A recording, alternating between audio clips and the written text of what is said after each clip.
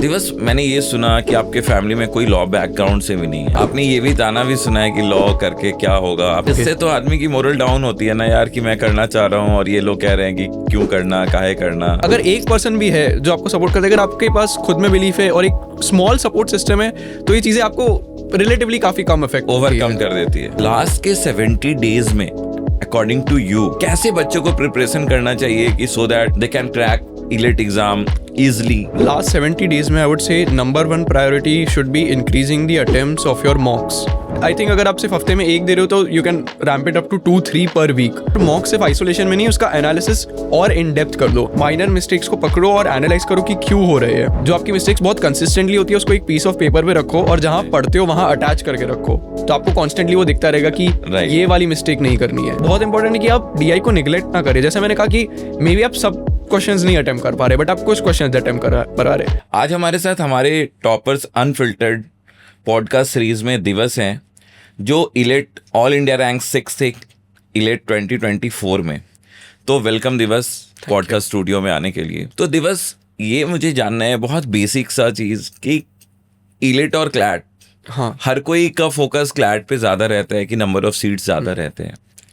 तो क्या आपका भी सेम था, आपने क्लैट पे फोकस ज़्यादा किया और इलेट पे कम किया, ऐसा कुछ था क्या? नहीं, ऐसा कुछ नहीं था।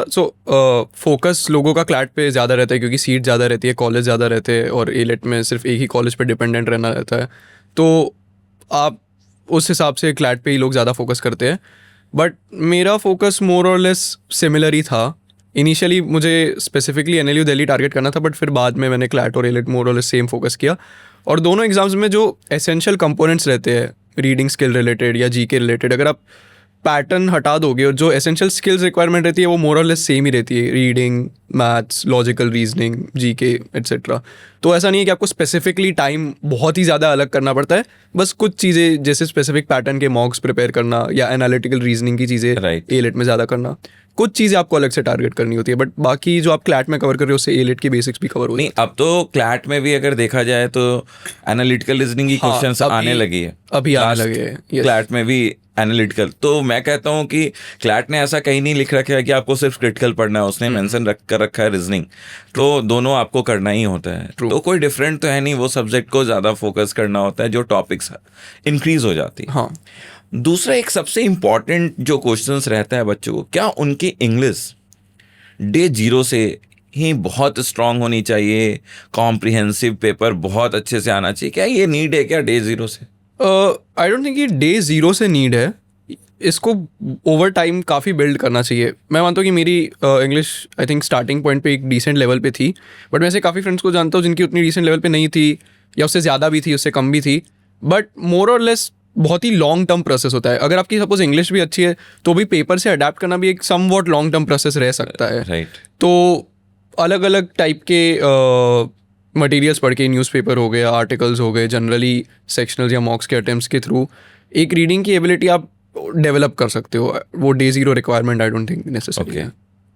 तो मतलब आपका कहना है कि ये कोई वैसा रिक्वायरमेंट नहीं है कि आपकी इंग्लिश बहुत ही शानदार और बेहतरीन डे 0 को होनी चाहिए। वो हेल्प करता है, डेफिनेटली हेल्प करता है, ठीक है, बट एज सच कोई रिक्वायरमेंट नहीं है। आपने अपने कुछ फ्रेंड्स का ही बताया कि कंसिस्टेंटली वो करते रहते हैं, consistently over a long period of time उन्होंने वर्क किया। और हाँ दिवस, मैंने ये सुना कि आपके फैमिली में कोई लॉ बैकग्राउंड से भी नहीं है। हाँ, आपके फैमिली में आपके मदर फादर भी टीचर्स रहे हैं। ट्रू। और उनको उतना क्लैट के बारे में आइडिया भी नहीं था जी। तो आपने जब क्लैट और इलेट एग्जाम के बारे में उन्हें पिच किया कि हमें करना है, हमें लॉ करना है, नेशनल लॉ यूनिवर्सिटीज आने हैं, तो क्या रिएक्शन था उनका?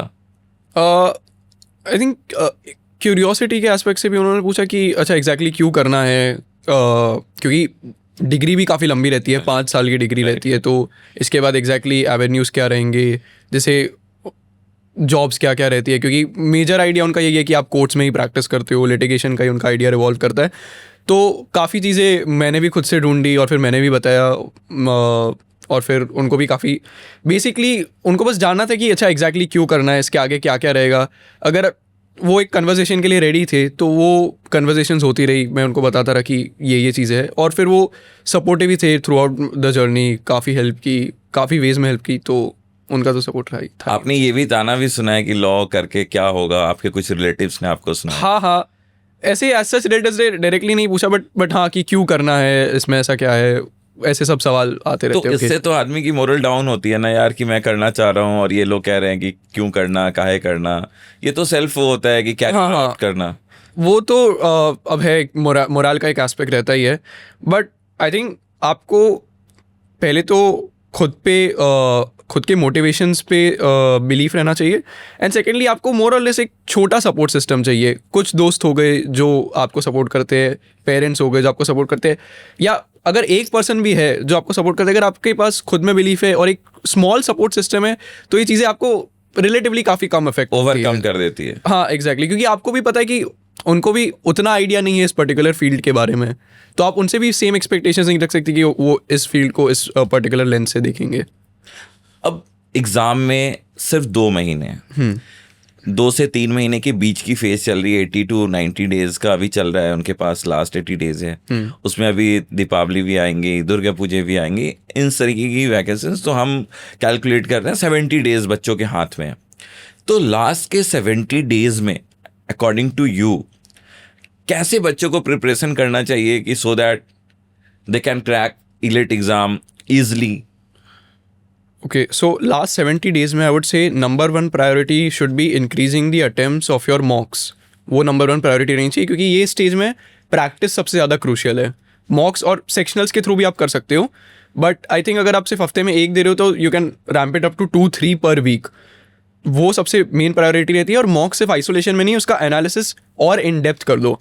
अगर आप अपने बहुत ही लेटर स्टेज ऑफ प्रिपरेशन में है, तो आप माइनर मिस्टेक्स को पकड़ो और एनालाइज करो कि क्यों हो रहे हैं, और अगर वो minor mistakes over a time बहुत ज़्यादा रिपीट हो रहे हैं तो उस स्पेसिफिक चीज़ों पे फोकस करो। जैसे अगर एक पर्टिकुलर सेक्शन में ज़्यादा ही कम मार्क्स आ रहे हैं, जैसे अगर आपने मॉक्स के अटेम्प्ट्स बढ़ाए और उसके बाद आपको रियलाइज़ हो रहा है कि एक पर्टिकुलर सेक्शनल में बहुत कम मार्क्स आ रहे हैं, तो आप उस सेक्शनल को ज़्यादा अटेम्प्ट करो, उस सेक्शनल पे ज़्यादा फोकस करो। उसके साथ साथ आई वुड सजेस्ट कि जीके रिविजन स्टार्ट कर दो। अभी करंट जीके पे फोकस थोड़ा सा डाउन हो जाएगा क्योंकि लास्ट के 2 मंथ्स है, और जो रिविजन या जो भी बैकलॉग भी आपको पड़ा है, अब अपने सोर्सेज नैरो डाउन कर दो कि मुझे इस सोर्स पे स्टिक करना है और मुझे जितना हो सके उतना रिवाइज करना है। या अगर आपका रिवीजन स्ट्रांग है तो आप उल्टा फोकस कर सकते हो कि मैं सोर्सेज थोड़ा बढ़ा लेता हूँ, कि मैंने जो पढ़ रखा है वो मुझे पता है, बट मैं और जगह से देख सकता हूँ कि मैं जीके कहाँ कवर अप कर सकता हूँ। सो आई गेस प्रैक्टिस एंड आपकी प्रीवियस प्रेप, जीके प्रेप को लेके उसको किस तरह से मॉडिफाई करना है, ये 2 सबसे की एस्पेक्ट्स होंगे लास्ट के 70 डेज में। एंड एक जनरल एडवाइस, स्ट्रेस फ्री रहना बहुत इंपॉर्टेंट है, और वो 1 महीने बाद नहीं होगा, एग्ज़ाम के 1 हफ्ते पहले नहीं होगा, एग्ज़ाम के दिन नहीं होगा। आपको अभी से स्टार्ट करना है कि अगर आप बहुत ज़्यादा टेंशन ले रहे हो, बहुत ज़्यादा स्ट्रेस ले रहे हो, लोगों से बात करो, थोड़ा टाइम ऑफ लो, प्रॉपर ब्रेक्स लो, क्योंकि सबसे ज़्यादा जो आपको उस डे पे अफेक्ट करेगा वो आपके मॉक्स और सेक्शनल से ज़्यादा आपका मेंटल स्टेट होगा उस दिन का। तो अगर आप अभी से स्टार्ट कर रहे हो खुद को रिलेटिवली स्ट्रेस फ्री रखना, खुद को शांत रखना, तो आपको उस डे पे इससे ज़्यादा आई डोंट थिंक कुछ हेल्प करेगा। तो हाँ, यही 2-3 चीज़ें। अच्छा, आप कैसे मैनेज करते थे एंग्जाइटी को, स्लिप साइकिल को? जैसे बच्चों का प्रिपरेशन के टाइम में क्या है, स्लिप साइकिल बहुत गड़बड़ हो जाता है इस टाइम में, खासकर जब उनकी 2 मंथ्स रहती है, 30 डेज रहते हैं उनके हाथों में। तो आप स्लिप साइकिल को कैसे मैनेज करते थे, एंग्जाइटी से ओवरकम कैसे करते थे? आई थिंक ये आपके साथ हुआ था क्या? हाँ, मेरे साथ भी होता था, काफ़ी बार होता था। 2-3 चीज़ें एक मैं सजेस्ट करूँगा। पहला तो एक छोटा सपोर्ट सर्कल रखो, कुछ दोस्तों से बात करते रहो, उनको बताते रहो। जैसे ज़रूरी नहीं है कि वो दोस्त भी क्लैट या एलेट दे रहे हैं, किसी भी फील्ड से कोई भी आपको जान पहचान को, उनको बताओ कि अच्छा ये चल रहा है। उनसे किसी ना किसी से बात करते रहो, अपने खुद को कट ऑफ मत कर दो कम्प्लीटली सोशल लाइफ से। आप जब किसी से बात करते रहोगे, अपनी प्रॉब्लम शेयर कर पाओगे, तो वो आपके लिए काफ़ी अच्छा होगा। सेकेंडली, थोड़ा सा कंसिस्टेंटली ब्रेक्स लेते रहो। अभी ऐसा फील हो सकता है कि आपको बहुत ज़्यादा पुश करने की ज़रूरत है, और आप कर सकते हो बहुत ज़्यादा पुश, बट एक शेड्यूल रखो कि चलो ये एक दिन मैं लाइट रख सकता हूँ या रख सकती हूँ, या ब्रेक ले सकता हूँ। और ब्रेक से कुछ अच्छे मेथड्स ढूंढ लो जो आपको रेगुलरली हेल्प करते हैं। जैसे कोई अगर मूवी देखना पसंद है या आपको सॉन्ग सुनना पसंद है, तो यहाँ पे सिर्फ बहुत ज़्यादा मेहनत करना ज़रूरी नहीं है, बट उसको बैलेंस आउट करना कि आप कैसे खुद को एंशियस ना रखो, खुद को काम रखो। क्योंकि एसेंशियली क्लैट और एलेट दोनों एक एप्टीट्यूड टेस्ट है, तो आपका उस टाइम का स्टेट क्या है एग्ज़ाम देते टाइम, वो उतना ही डिपेंड करता है जितना आपकी प्रिपरेशन डिपेंड करती है। तो ये बैलेंस स्ट्राइक करना बहुत इंपॉर्टेंट है। आपने एक पॉइंट अभी रेज किया कि सोशली कनेक्टेड रहे, फ्रेंड से कनेक्टेड रहे। हाँ। लेकिन आजकल तो कुछ और हो रहा है, बच्चे सोशल कम कनेक्ट रह रहे हैं फ्रेंड से, सोशल मीडिया से ज़्यादा कनेक्ट रह रहे हैं। इस पे कैसे आपने मैनेज किया? आप भी सोशल मीडिया से इतने कनेक्टेड रहते थे? हाँ, मैं भी सोशल मीडिया से वो तो टाइम को हैम्पर करते हैं, तो फिर कैसे मैनेज करते हैं? तो मेरा ये मानना है कि दोनों साथ में भी हो सकते हैं। जैसे मेरे काफ़ी फ्रेंड्स थे जो क्लैट और एलेट के लिए प्रिपरेशन कर रहे थे, जो अलग अलग शहरों में रहते थे, और मैं उनसे प्रिपरेशन के थ्रू ही ऑनलाइन मिला। तो सोशल मीडिया के कनेक्शन का एक एस्पेक्ट ये भी है कि मैं मेरे दोस्तों से भी ऑनलाइन बात कर रहा हूँ। काफ़ी बार जैसे स्टडी मीट्स भी हम साथ में कर लेते हैं, ऑनलाइन मीटिंग में बैठ के साथ में ही पढ़ रहे हैं। तो सोशल मीडिया को आप इस वे में भी यूज़ कर सकते हो, आपका सोशल कनेक्शन मेंटेन रहे और प्रिपरेशन भी मेंटेन रहे। और जहाँ आपको लग रहा है कि आपका जेन्युइन टाइम वेस्ट हो रहा है, वहाँ आपको थोड़ा कट डाउन करना पड़ेगा टेम्परली। सोशल लाइफ से कनेक्टेड रहने का मतलब ये नहीं कि आप बस मतलब हर जगह टाइम डाले ही जा रहे हो, बट लोगों से आप जुड़े रहे, आप अपनी बातें शेयर कर सके, वो ज़्यादा इंपॉर्टेंट है।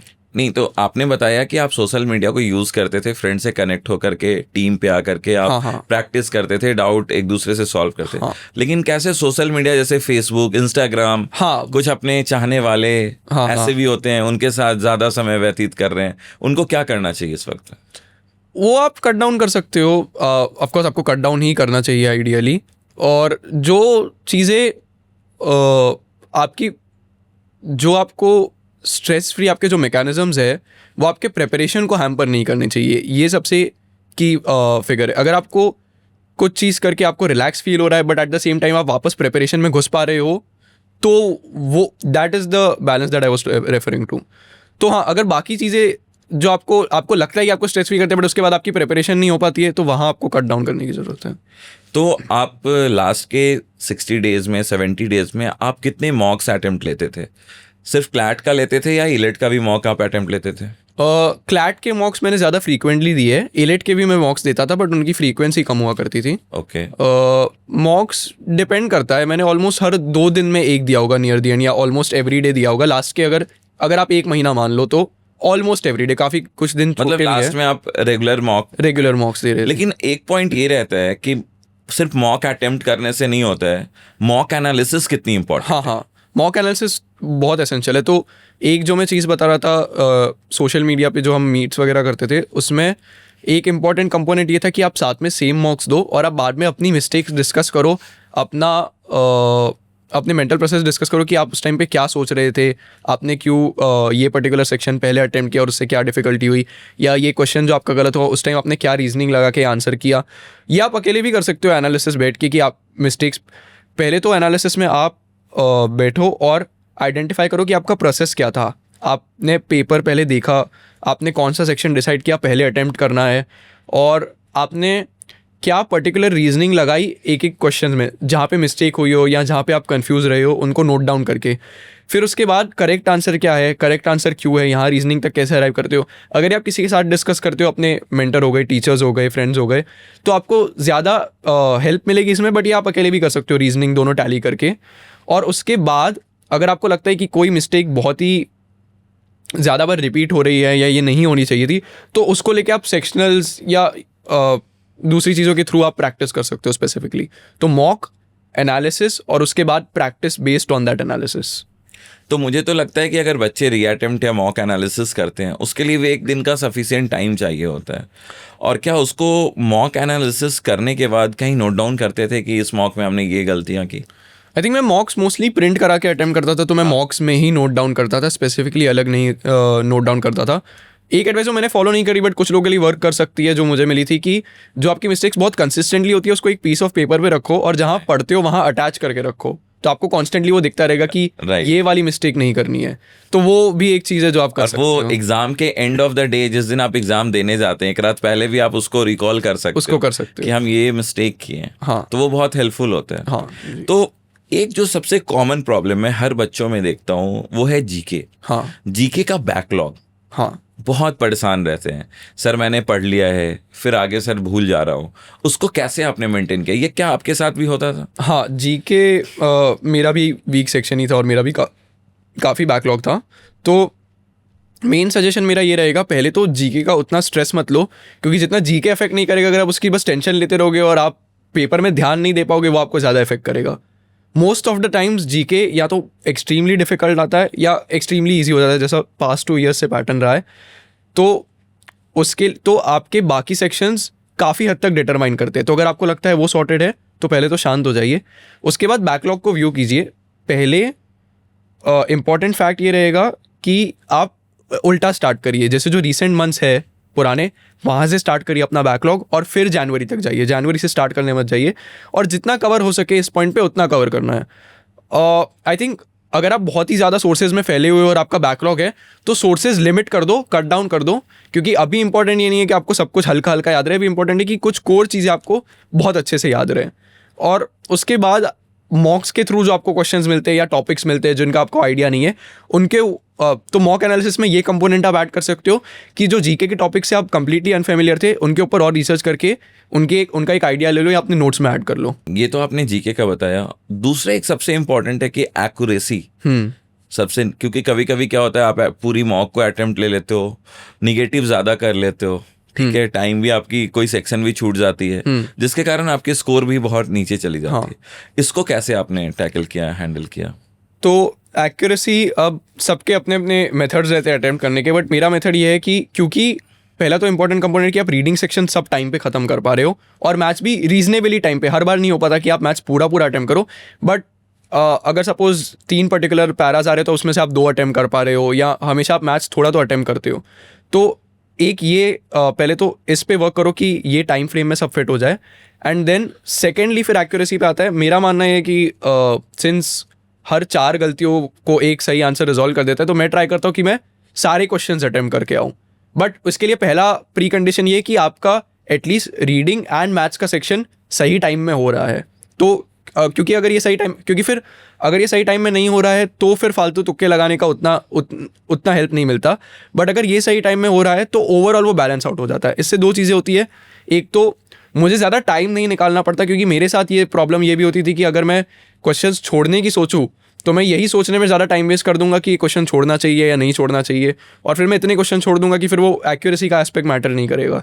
इसलिए ये ओवर थिंकिंग कट डाउन कर देता था मेरे लिए, और वो जो नेट बेनिफिट की मैंने बात करी वो पॉइंट स्टैंड करता था। Is there any smartest way to crack CLAT?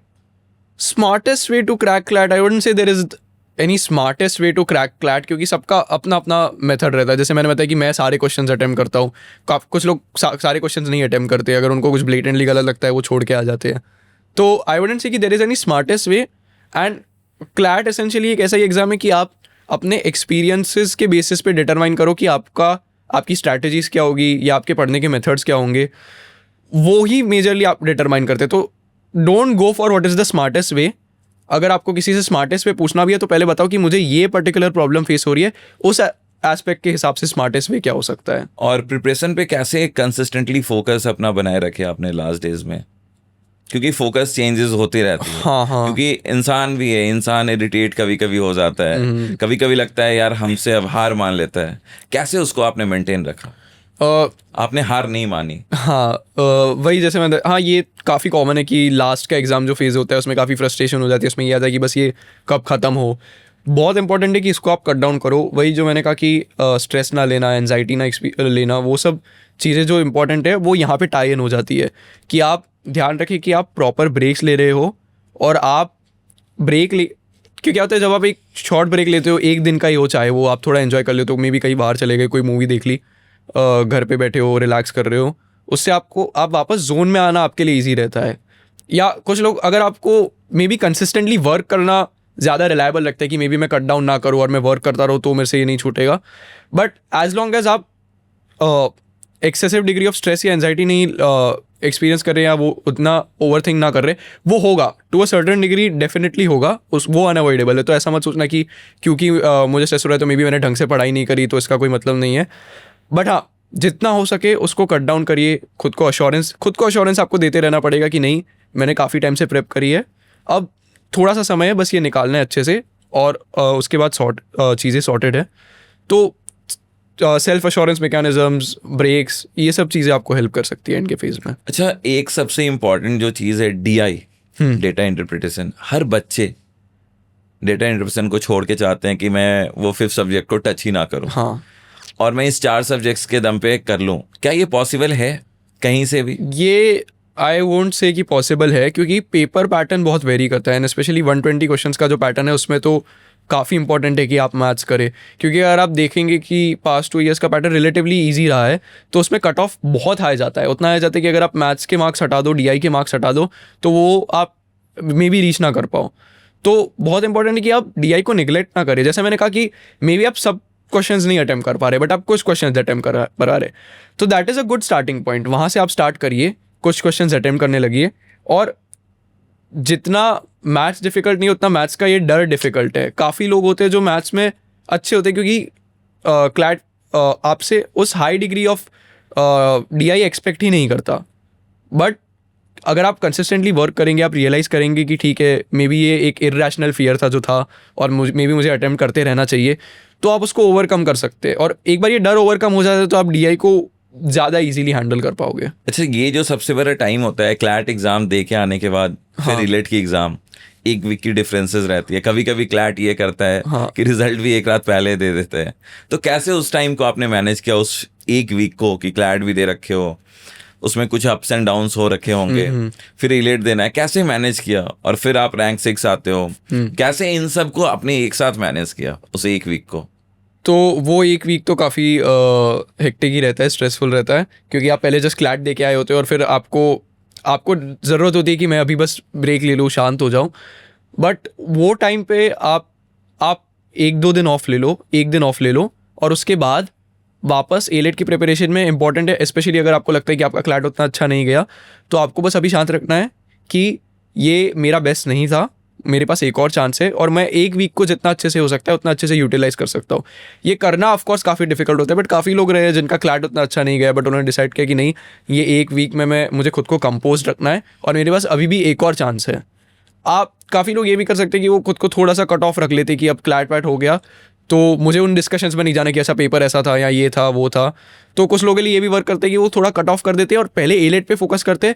एक बार एलेट खत्म हो जाए फिर वो देखते हैं कि ठीक है, अच्छा ये रैंक्स वैंक्स आ रहे हैं या ये आ रहा है वो आ रहा है। तो अगर आपको कंप्लीटली कट ऑफ करके सिर्फ प्रेपरेशन पे कंटिन्यू रखना हेल्प करता है तो वो करिए, या आपको ब्रेक लेके फिर आपको वापस प्रेपरेशन शुरू करना अच्छा लगता है तो आप वो भी कर सकते हैं। अच्छा, एग्ज़ाम डे के लिए आप क्या डूज एंड डोंट सजेस्ट करेंगे बच्चों को जो उन्हें फॉलो करना चाहिए? एग्ज़ाम में पहले तो सो के जाओ, कम नींद पे बिल्कुल मत जाना, क्योंकि एसेंशियल रहता है कि आप बहुत वेल रेस्टेड हो और आपको एग्ज़ाम में नींद आए ताकि आपका माइंड प्रॉपर्ली फंक्शन कर सके, आप खुश रहो। और से थोड़ा सा जल्दी उठ जाना ताकि आप प्रॉपर्ली नाश्ता करो। मतलब ऐसा मानो कि आपकी उस दिन छुट्टी है, अगर आपको लगता है कि मैं तुरंत रीडिंग जोन में नहीं जा सकता हूँ तो एग्जाम से थोड़ा टाइम पहले आप न्यूज़पेपर पढ़ सकते हो या जो भी आपको पढ़ना पसंद है वो पढ़ सकते हो, बस उस जोन में घुसने के लिए। उस दिन के अलावा आपकी छुट्टी है, आपको बस वो एग्ज़ाम दे के आना है, तो उस दिन कंप्लीटली शांत रखिए, आराम से सोइए, ब्रेकफास्ट करिए, सब कुछ करिए, पेरेंट्स से बात कीजिए, किसी से बात कीजिए, और उसके बाद जाके अपने एग्ज़ाम पे सिर्फ ध्यान देना है आपको।